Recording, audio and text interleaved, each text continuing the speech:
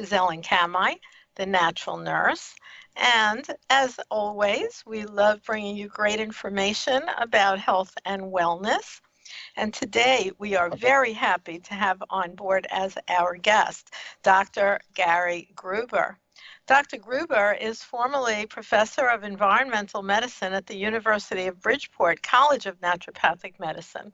He's a licensed naturopathic physician and a practitioner, and he is recognized as Fairfield County's leading voice in environmental medicine. His private practice is in New Canaan, Connecticut. He's a graduate of the University of Bridgeport College of Naturopathic Medicine and has a certification in biological medicine from Paracelsus Clinic and is a certified heart math practitioner. Prior to entering medical school, he had 20 years of business experience as an investment advisor, certified public accountant, and tax manager. Also, he was on the board of directors for several community and not-for-profit organizations. He served on the board of directors for the Connecticut Naturopathic Physicians Association, where he was responsible for communication and outreach. And if you want to find Dr. Gruber, the best place to look is at sciencemeetsnature.org. That's sciencemeetsnature.org. Thank you so much for joining us today, Dr. Gruber. Yes, good morning, Ellen. How are you today? Good, and you're sounding loud and clear. I'm happy Excellent. that we were able to connect with you. Now, I just got a newsletter, and I want your professional opinion about it. It seems that even in the major hospitals, because of course today we're in the midst of, a giant pandemic, that they are now using vitamin C intravenously, which is quite amazing and something that we have been doing in a clinic I worked in for over 40 years. Right. It's I have been watching what's going on in terms of vitamin C and this virus, and there's several studies going on right now in China where they're utilizing IV vitamin C for support for patients who are very sick. Well, yes, but also in the United States, for instance, Columbia Presbyterian is as well. Right. So that to me is almost shocking. Well, with this viral pandemic came upon us very, very quickly. So we weren't very well prepared in terms of medications. So everything is moving very quickly, I think that doctors recognize that their relationship with their patients is very, very important. And as a result, they're going to do things that may not be necessarily mainstream, may not be accepted by academic science, but may be very well accepted in clinical science. And I think that's what's going on. Doctors want to really help their patients. True, but I'm just, I have to say, shocked in a good way. I never thought that would be used as a mainstream therapeutic within our mainstream medical practice, such as Columbia Presbyterian, where certainly someone like yourself, who has spent so much time studying natural interventions as well as business models, then it wouldn't surprise me if you had that kind of knowledge. I think it would be the absolute go-to, based on my clinical experience in using vitamin C, as well as other natural supplements. Most of my patients right now are taking a number of different things that helps create a barrier and supports their immune system. And this has been going on for years for me as a practitioner. I can honestly say that I rarely see a patient in my office for influenza, because everyone is very well prepared going into the flu season, and that's just the way our practice has undertaken this cold and flu season for the past 15 years. Well, I guess that's why it's truly prevention. Well, it seems like in conventional medicine, the only prevention that they even offer are vaccinations, and they don't have one for this, so Right. they're saying there's nothing you can Right. do, which is Right. absolutely not the case. It is so true. It is not the case. Conventional medicine in this situation is very, very reactive. They just don't have much in their toolbox to work with. And while what we do is we really promote prevention, and there's so many things that you can do for yourself to prevent getting the virus. That's not to say that we need to be very prudent in following the guidelines that are promoted by the CDC, because right now, in this crisis, we have the opportunity to really transform ourselves in society. We have the opportunity to serve one another. That's probably the biggest takeaway that I have right now in terms of this crisis. Many people that you listen to in the media are calling this a war against a hidden enemy.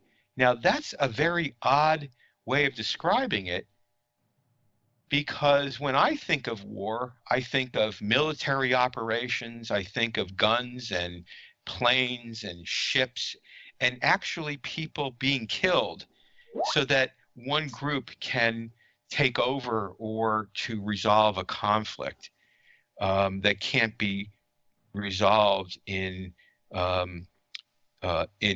some kind of negotiation. That's not really what's going on. What we have here is a crisis, for sure, but this crisis is really all about saving lives. It's not about taking lives.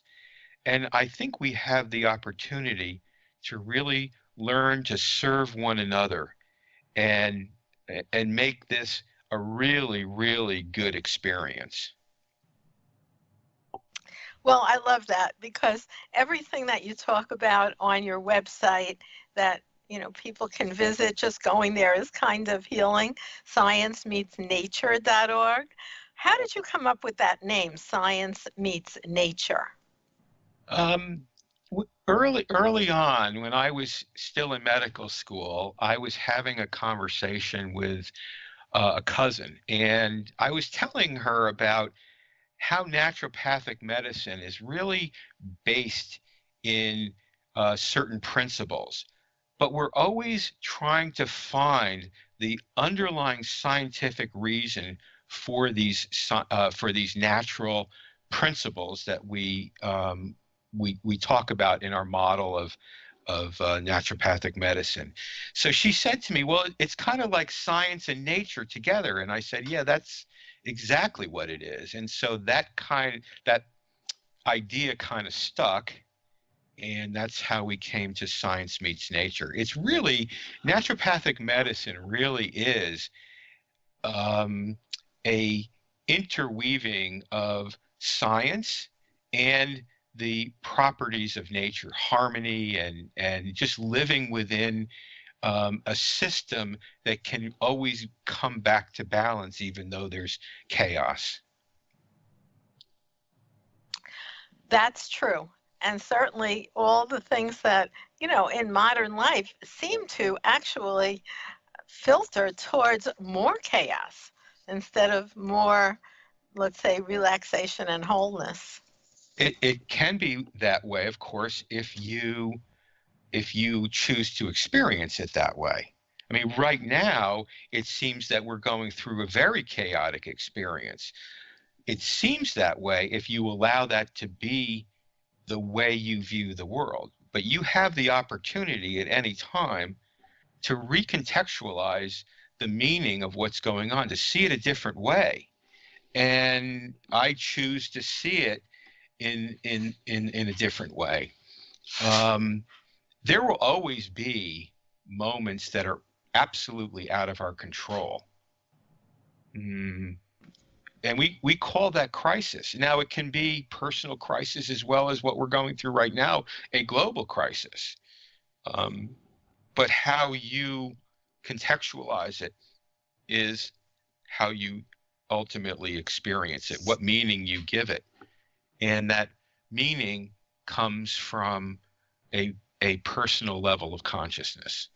So that's a little bit complicated, but that's ultimately what it is. Well, Dr. Gruber, let's talk about the fact that obviously you did not even go to medical school until later in life. You certainly weren't right out of high school if you already had 20 years of business experience as an Right. investment advisor. Right. You were a certified public accountant. So Yes. that takes a lot of years of education to get to that point. Not everybody who's a tax advisor is a CPA. So obviously, you had spent years of your life and your education really focused in another area.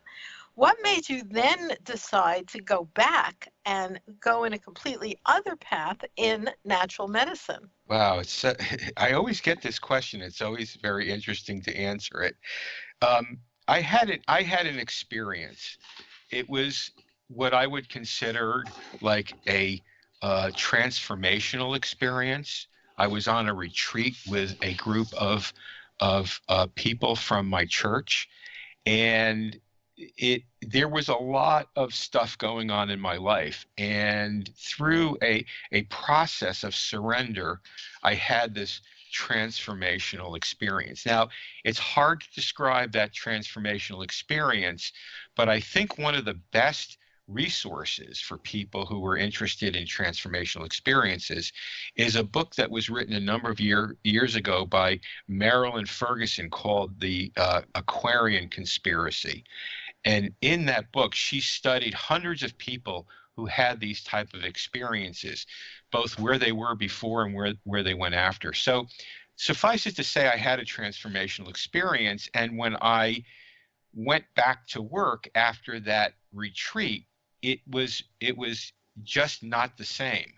I could not um, I could not be in a work environment that was based on fear and greed, which is really what um, uh, um, financial management is all about. It's really managing a person's um, fear of not having enough and the greed of not having enough. So it just didn't feel right to me anymore. So I started an investigation on where I should be.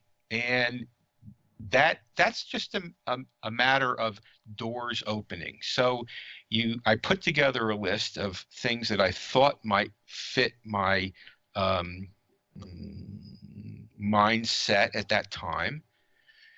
There were a lot of different health care types of uh, professions and possibilities. Counseling, Christian counseling was one of them. And I just started the process of talking to people.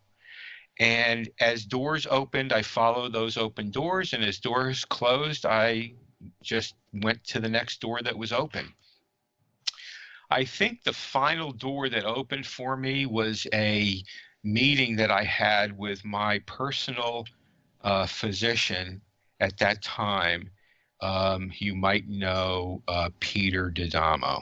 Peter D'Adamo was relatively small practice at the time. Really hadn't been well known for the publishing of his books on Eat Right for your blood type, the But blood yeah, type. I of course knew him well, and also his father. Yes. So he was my personal physician years and years ago. So I went to him and I asked him, what he thought of entering naturopathic medicine as someone who was at a time in his life, a career with, a family and a mortgage and all other kinds of responsibilities, and he thought it was definitely doable, particularly because we had a brand new college near us. So the opening was there. The opening was there. The Naturopathic College in Bridgeport, which is about 40 minutes from my house. It was available. It just meant that I had to start all over. I had to get all of the basic sciences again. That's what I'm saying because Yeah, that was 20, it was 20 years before that I actually had all those basic sciences. right. So that was kind of a hurdle, except the University of Bridgeport was offering all the basic sciences in 9 months. So it was a full-time job to go to these classes, even though it would typically take 2 years to do organic, general chemistry, organic chemistry, physics, and human anatomy and physiology. They were offering it in a 9-month program. So that was a nice opportunity. And I made a commitment to my family and the people I was working with at that time, financial company, that this would be the test. If I was able to get through this 9 months of rigorous scientific education, then I would continue on. And so the test worked. It felt good. People were very supportive, and at all levels, both my community and my partners in business, they were all very supportive, and it went on. We just went through it, and 4 years and of medical school. Well, I have to hand it to you because that's a big thing to do at that point in life. But let's talk about the fact that then I also am very familiar with HeartMath. Yep. I worked with them and I'm involved in some of the scientific studies they did early on. Fascinating stuff. Yes. Tell us what HeartMath is and what drew you to HeartMath. Right. Let's Well, get additional education. Sure. That's a great question, and I think it's all about how I wanted to practice coming out of medical school. Now, in naturopathic medicine, there aren't really a lot of residencies that you go through and come out, in a practice. You're really allowed in naturopathic medicine to go through 4 years of medical school and come out and begin practicing right away, which is really what I wanted to do. I couldn't really spend more time in a clinical residency kind of practice. I had to jump out and get going. So now, that being said, in thinking about how I was going to practice, naturopathic medicine is really all about a holistic type of medicine. And we talk about this all the time in medical school, about the physical, the emotional, and the spiritual all coming together. But yet that's not really the full breadth of medical training. Most of the medical training that you have is all about the physical, about nutrition, about diet, about all of the different diseases that people have, and what are the both conventional and natural treatments for those. So it's very physically oriented. It's not really about emotions or spirits. So I started investigating what that would mean in a truly holistic practice of naturopathic medicine. And I came across a study that was done by Dr. William Tiller, who's a physicist, and he was studying homeopathy. Now, this study of homeopathy took him to this really interesting experiment where he wanted to show that water, the property of water, could be changed by an energy field, So what they did was they had 4 people sit around a capacitor. And these 4 people were experts in something called HeartMath. And they contemplated the thought that water would change its pH by 1 point. He took the capacitor, put it into a Faraday cage with water that was tested at neutral, and that capacitor, its energy field changed the pH of the water. So that was very interesting experiment. But what was really interesting to me was how could 4 people sit and meditate on a capacitor, a black box, and put this thought into this black box. That to me was really interesting. And so I wanted to learn more about HeartMath. So I spent some time researching it. This goes back to 2003. And lo and behold, what I found was something called emotional management. This was the important piece that I needed to know in terms of building a holistic practice. Because what I want to be able to do is I want to be able to help people go from just physical healing to really a transformative healing. Transformative means spiritual, but it doesn't have to be just a religion. It can be a change in consciousness is transformation. It turns out that HeartMath, through emotional management, is the way that I can help people transition to this transformative healing, which occurs in a paradigm that is different from physical healing. The paradigm of healing, transformative healing, is a non-dualistic paradigm. It's very different than what we're all talking about right now, and that's the physical healing from medicines and vaccinations and so on and so forth. So HeartMath, which is a tool for emotional management, becomes the transition from physical healing to transformative healing.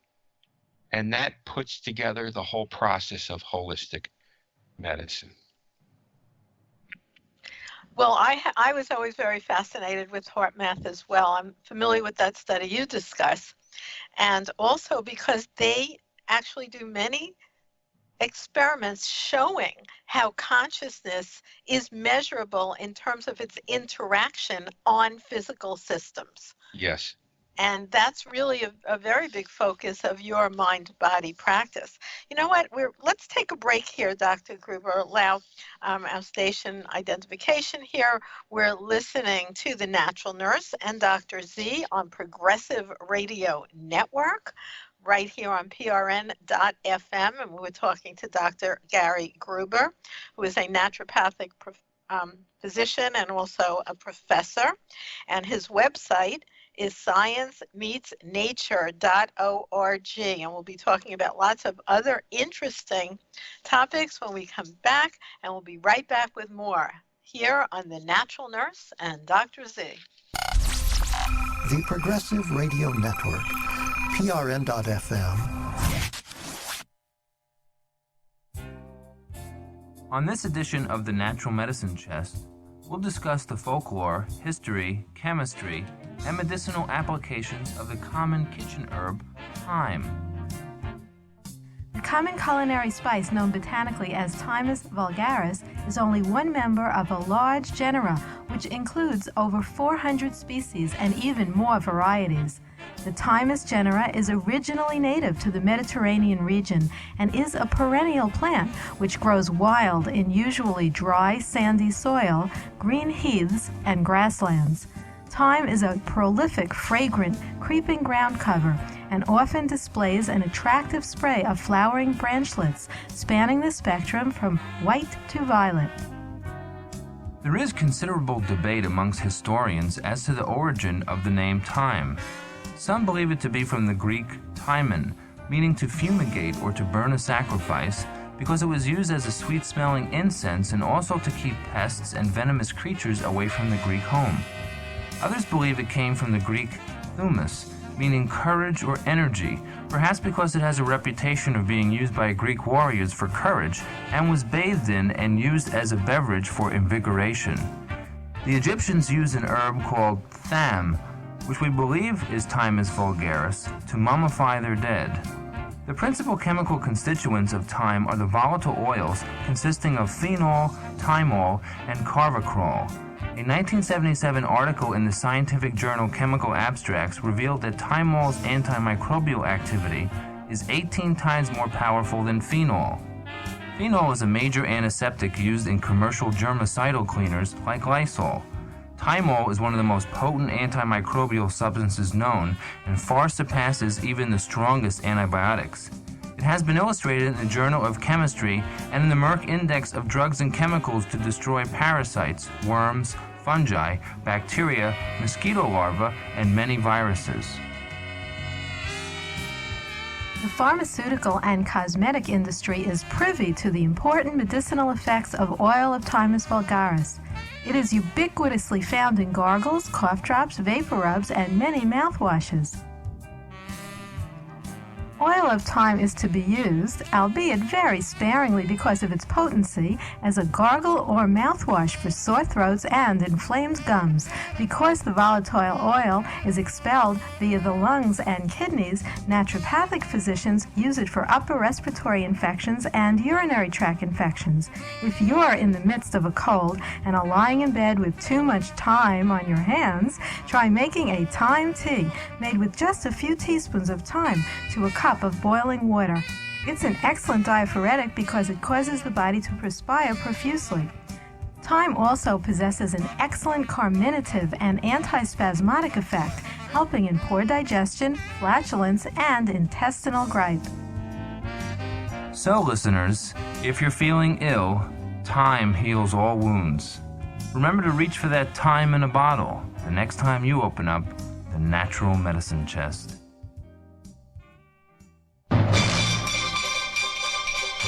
Stay up to date with PRN for the latest on COVID-19, the coronavirus, on PRN.FM, the Progressive Radio Network.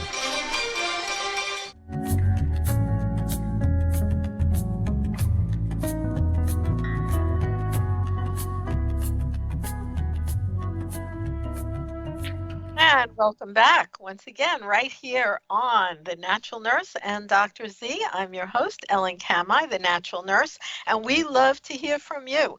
Best thing to do is go to naturalnurse.com. Go down to the left-hand corner and just type in your email. No other questions are asked. And then you will get our newsletter about up-and-coming events, ways that you can interact with myself and Dr. Eugene Zamperone personally. And we do have private consultations. We also teach lots of online classes. And due to current circumstances, those online classes are absolutely packed. We did one the other day on botanical pharmacology and botany. We have one coming up about herbs that you can use for yourself and your family. And we have a full antiviral protocol along with both the ancient traditional folklore and the science behind why you would want to use many natural supplements and herbs in your current protocol. And by the way, besides just worrying about, let's say, viruses, another very good thing to do is just support your overall immune system and have on hand those herbs, supplements, and natural therapeutics that can help to strengthen your lungs. There's a long list of those, such as mullein leaf, elecampane, coltsfoot. Many of these herbs are widely available, and you should have them now at your house and just have them around. You never know. Hopefully you won't need them, but if you or anyone in your family gets any kind of respiratory challenge, they're good to have around. So there's so much to learn about natural medicine. You don't hear about it in mainstream on the news, but you do hear about it at naturalnurse.com and also many of the shows here on Progressive Radio Network. Today, our guest is Dr. Gary Gruber, and he is a licensed naturopathic physician in Connecticut. You can find out more at sciencemeetsnature.org. And he feels that his specialty is bringing together what's best in what I would call mind-body medicine and how that supports the immune system. So thank you so much for being our guest today, Dr. Gruber. Ellen, I really enjoyed that little information that you put out with thyme. And I've actually been telling people to make their own wipes using thyme. It's just a matter of folding up some paper towels, putting them in a plastic bag, and mixing a little bit of some kind of weak soap, like a surfactant, with thyme oil. And then you just saturate those paper towels, and now you've got an antiseptic wipe that works really, really well. Yeah. And so not everybody's running to get it, so it's not completely gone like something like Purell, whatever. So that's right. But a lot of those products are just gone from the shelves. I mean, you have to be resourceful, and having a little bit of thyme oil in your medicine cabinet can really help with this kind of a situation. Yeah. Yeah, so true, so true. And what made you decide, with all your knowledge of, like you say, physical medicine, to really focus your practice and your interest on mind-body medicine? Yeah, so I was doing both right from the start. As I mentioned before, I was teaching people HeartMath. And of course, in the early days, we didn't have the technology that we have now. So HeartMath itself has evolved in a way that's really helped me as a practitioner and teaching it to my patients. I could go forward through many, many years of practice, probably 11 years or so, and I got to the point where I was trying to figure out what was really helping people. I mean, this is the phase that every doctor has to go through in the evolution of their medical practice. You really want to be able to focus on what you believe your skills, what your strengths are, and really, really help the people the best you can. So I went back through all of my charts, and there was a pattern that I noticed. The pattern was that I always asked questions about people's feelings, whether they were anxious or depressed, what their mood was as they were experiencing different medical problems. I asked those questions, but it was never organized in one place. So what I did was I kind of reorganized my charts to analyze what people were experiencing both physically and mentally. And what I found out was there were a lot of mental symptoms going on at the same time people were having physical symptoms. Oh, well, that's really interesting. Then I took that pool of patients and said, okay, let's look at the patients who we did just physical medicine with, and then let's look at the patients that we did HeartMath with. And what I found out was that their recovery from their physical ailment was faster and more complete when we focused on the emotional piece first. So when I was certified by HeartMath, they ask you to present a case to the experts, and my case was someone who had Lyme disease. Now, typically a naturopathic doctor, my experience is I don't typically see a person who has Lyme disease right from the very start. They usually have come to me after seeing multiple doctors, and now they're looking as a last resort, can naturopathic medicine help them? Well, this one patient came, she had been on IV antibiotics for 2 years, and her liver was really starting to be affected by the IV antibiotics. So they had to remove the port, and she could no longer be on these antibiotics. And she was looking for a solution. I wonder, was that for Lyme disease, did you say? Yes, for Lyme disease. She was being treated for Lyme disease. Right. Yeah. And so I, like a good doctor should, I tested her for Lyme disease, and I sent the specimen out to Dr. Vorjani out in California, Immunosciences Lab, and he has a very good test for Lyme disease.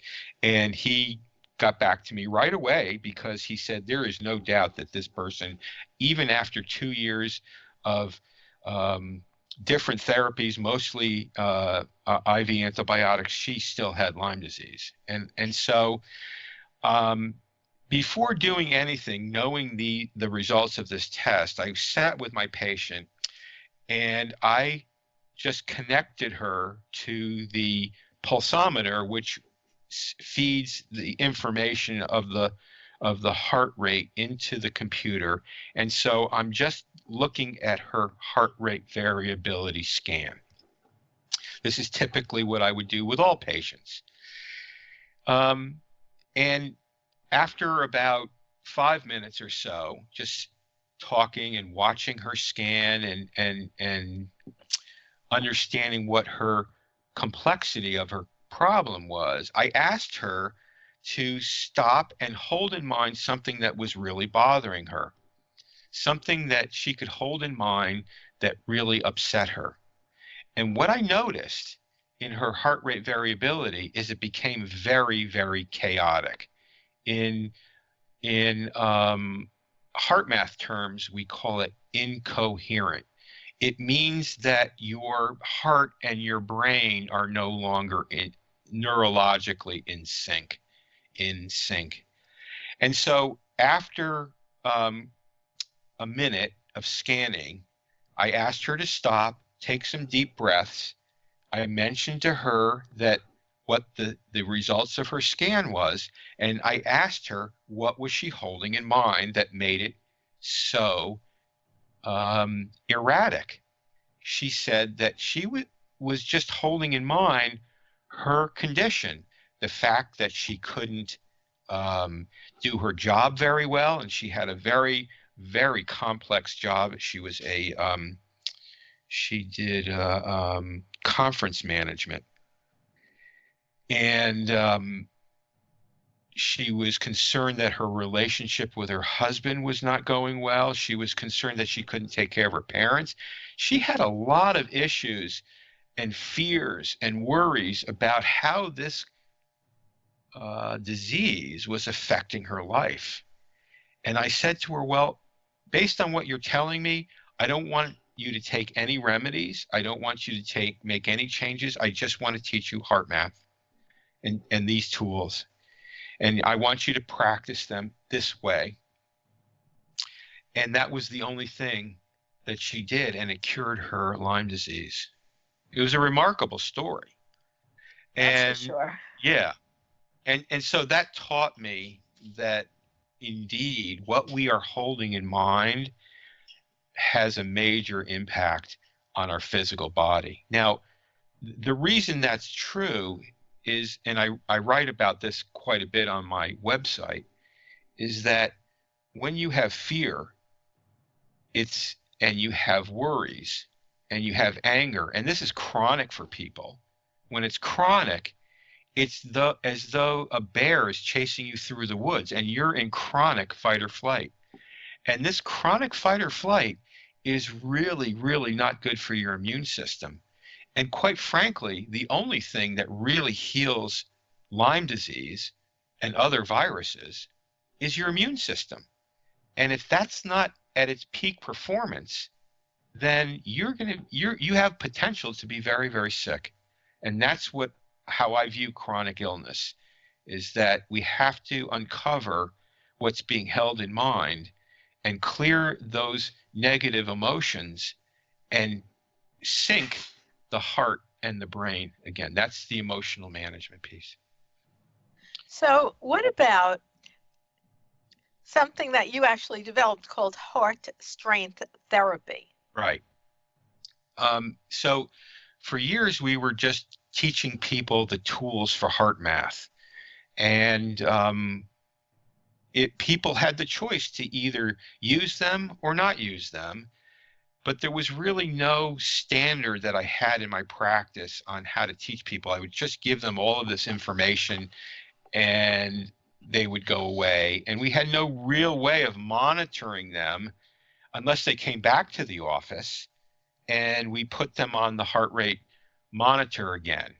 Well, I think it was like 2011, HeartMath developed the Inner Balance tool, which is basically an app on your iPhone, and you can see your own heart rate variability anytime you want. You don't have to be in the doctor's office. You don't have to have an expensive program on your computer or laptop. You just need to have a very simple pulsometer that connects directly to your iPhone or Android device.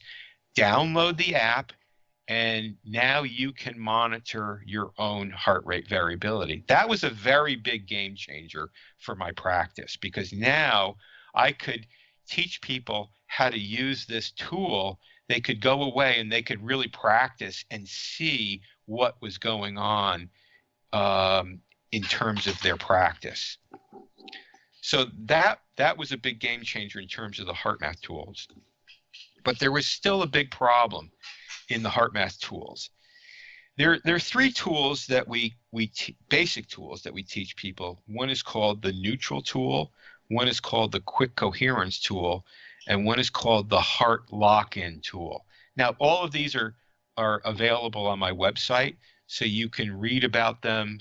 You can go to HeartMath's website and get books that are really, really well written for the layperson and learn these things. But there is one issue with the heart lock-in tool that kind of bothered me, and it has to do with, and also it relates to the quick coherence tool as well, because in the quick coherence tool, what we do is we ask people to focus their attention on their heart. And while they're focusing their attention on their heart, we want them to breathe in an elongated breath, 5 seconds in and 5 seconds out, and imagine that breath is going in and out of your heart. Now, there's a scientific reason for that.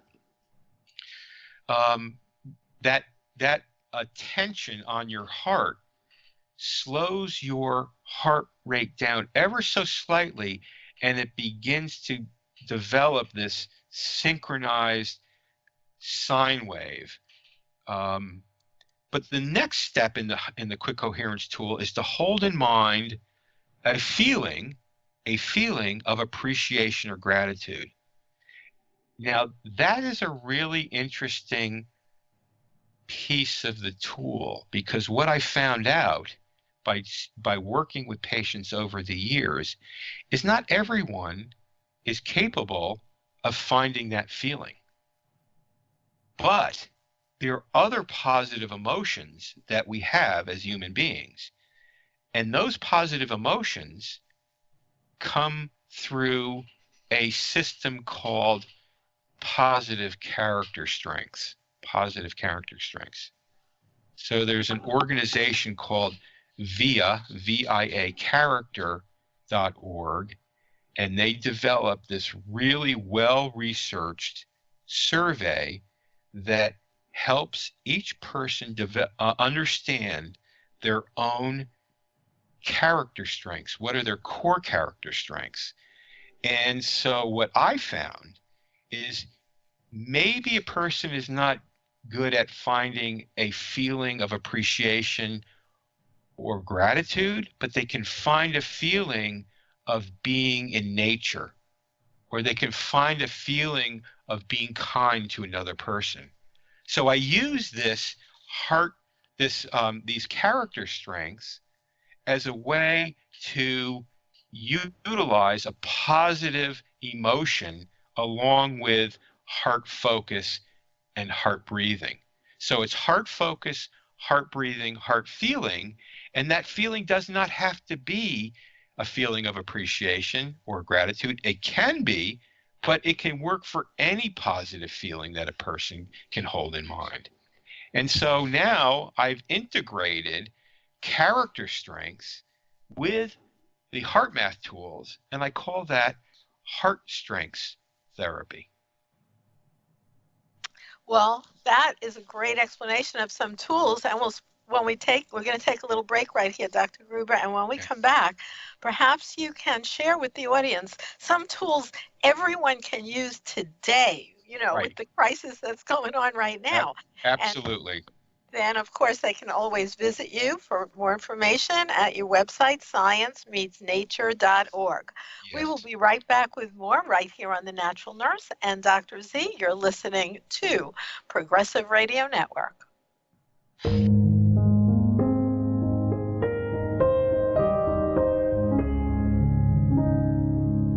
Hi, everyone. I'm Gary Null, the founder of the Progressive Radio Network. Today we have more than 80 producers bringing forth the most progressive and most liberating information, the kind of information you do not regularly hear on any of the mainstream or alternative media. You can help us now. Up to this point, I have virtually supported the Progressive Radio Network, all of its expenses and payroll, myself. But we would like to expand our reach. We'd like to do far more. We'd like to be able to advertise on Facebook and let others know we exist. We are the #1 progressive radio network in the world. In fact, we have programs that are most listened to in all of progressive radio. But we could go a lot further. Our message could reach a lot more people, especially at a time when people are desperate for honest, objective insights on the important topical issues of our day. How can you help? It's simple. Go to prn.fm, go to our main page. In the upper right-hand corner, you'll see a little button, Support Now. And then whatever you can contribute on a monthly basis will make a big difference. It will help get the message out. It will help inform more people, give them more choices. This is where you'll hear in the independent candidates and the people looking to challenge the corruption in government and industries. But we need to get our reach out further. So please, whatever you can afford on a monthly basis, and there's some suggestions there, and it'll be automatic. All right? Thank you very much for continuing to help us help you and the rest of the world on these important issues.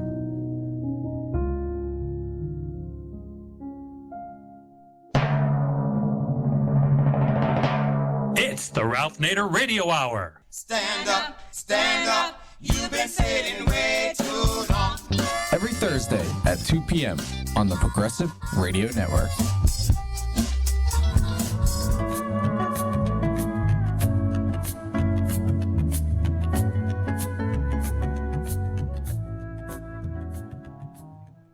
And thank you so much for joining us once again right here on The Natural Nurse and Dr. Z. You can always find us at naturalnurse.com. We have so many classes and workshops coming up, and most of them are online. So you can jump right in and join us and take this time when you're perhaps sheltered at home to learn more. I know that's what I've been doing, as well as doing yoga classes right here in my house, turning on the music and dancing by myself, because, taking joy in the fact that we have a little extra time to focus and really shelter in place. So today our guest is Dr. Gary Gruber. You can find him at sciencemeetsnature.org, and he has been focusing on mind-body techniques in his professional medical life. So welcome back, and perhaps we can share some tips with our listeners. I think that's a great idea. This feels today in this situation like our freedom has been taken away. But if you can recontextualize it, if you can give it new meaning, your experience today, then you can really come out of this situation with a lot more understanding, not only about yourself, but also about other people who you would really like to spend time with. So there's two things that I can share, and I'd like to share with everyone today. And I think the first one is the first HeartMath tool called the Neutral Tool. So in my practice of medicine, one of the first things that I pay attention to when someone first walks into my office, as we're just sitting there and talking, and they're telling me about what their condition is, and I'm listening very carefully and asking questions, but I'm also paying attention to their breathing. And I'm sure, Ellen, you have seen this many, many times as well. People tend to hold their breath.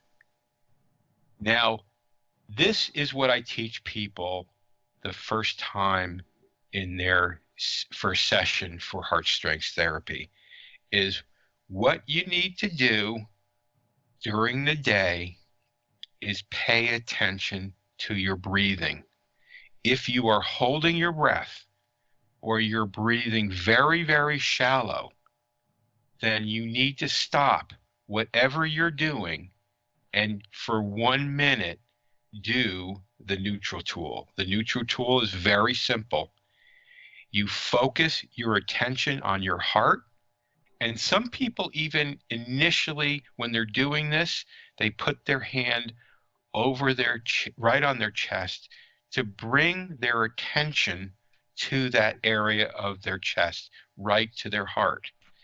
And then you breathe through pretend like you're breathing in and out of your heart, 5 seconds in, 5 seconds out. So it's a much more extended respiration. Your inhalation is 5 seconds in and 5 seconds out.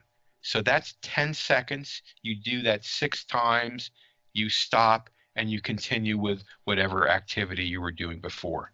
That's called the Neutral Tool. Now, some people who need to become aware of their breathing may have to do this multiple times in an hour until they begin to break the habit mindfully that they're just not breathing very, very well.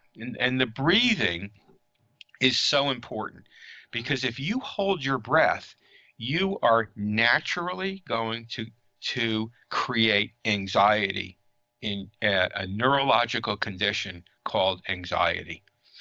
And so it's really, really important to become aware of your breathing. Now, once you learn that awareness about your breathing, you're going to start to become a little bit more mindful about the emotions and where you experience your life moment to moment. So if you all of a sudden go into a worry or a fear or an irritation or frustration, all of these things are negative emotions, and they can be neutralized. And so now what we're trying to learn is, where does our thoughts go? Where do our thoughts go? And if they go into this negative space of anxiety or worry, fears, shamefulness, grief or loss, anger, frustration, irritation, all the nuances of every type of negative emotion, we do the same thing. We neutralize the feeling by taking a minute. We stop. We focus our attention on our heart, and we breathe 5 seconds in, 5 seconds out. And we do that for 1 minute. That will neutralize the thought, the feeling, and you'll feel very renewed and refreshed. So that's the process of the Neutral Tool that anyone can do at any time.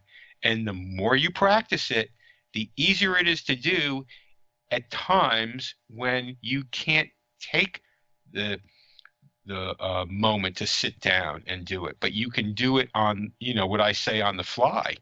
You can do it when you're talking to someone. It's just a matter of practicing the breathing, the deep breathing, and listening and talking at the same time.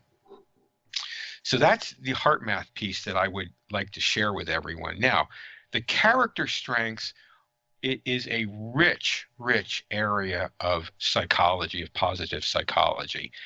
And if you can go to the viacharacter.org and take the survey, it takes about 15 minutes. Was that on your website, Doctor? Because we're coming to the end. So maybe It is on my website. It's on the page for heart strength therapy.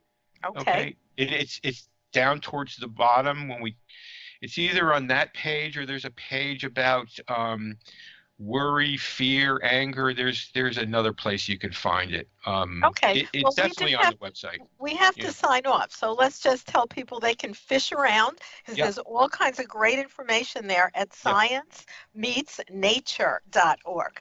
And I want to thank you so much, Dr. Gruber, for being our guest today and for sharing your personal story, which is fascinating, about all the degrees and study you have done in so many different areas. And then you came back to focus on natural medicine, and that was an interesting path you shared. And I hope that you and your family stays well and healthy throughout this time. Thank you, Ellen. Thank you for inviting me, and thank you for the work that you're doing with putting things online with Dr. Z. He's a great teacher, and people should really take advantage of it at this time. And thank you all for listening once again to The Natural Nurse and Dr. Z. Until next time, this is Ellen Kamite, The Natural Nurse, hoping that you stay healthy.